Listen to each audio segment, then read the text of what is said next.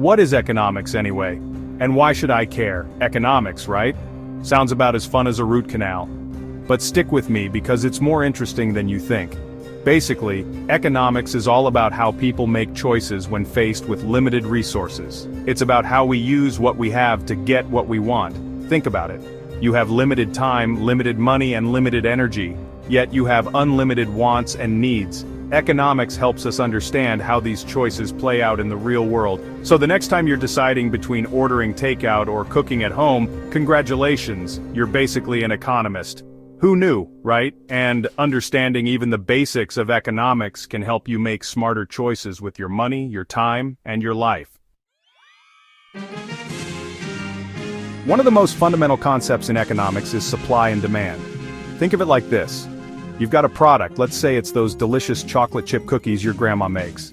Now, the supply is how many cookies grandma is willing to bake. The demand is how many people are lining up to devour those delicious treats. If grandma bakes a ton of cookies but no one wants them, unlikely but bear with me, the supply is high, but the demand is low. What happens? The price of those cookies is gonna plummet faster than your hopes and dreams after a bad day.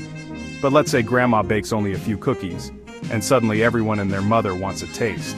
Now the supply is low, but the demand is high. You guessed it, those cookie prices are going through the roof. That's supply and demand in a nutshell.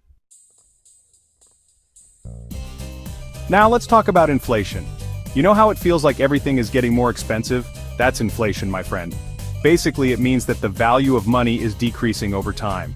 Remember when a candy bar cost a nickel? Yeah, me neither. And then there's GDP, or gross domestic product. This one sounds fancy, but it's just a way to measure the size of a country's economy. Think of it like this. It's the total value of all the goods and services produced in a country in a year. The bigger the GDP, the better the economy is generally doing. These concepts, along with supply and demand, help us understand how the economy works, where it's headed, and how it impacts our lives. Now let's take a quick trip down memory lane. Economics has been around for centuries with some seriously smart people trying to figure out this whole money thing. One of the OG economists was Adam Smith, who wrote a little book called The Wealth of Nations back in 1776. Smith argued for free markets and minimal government intervention.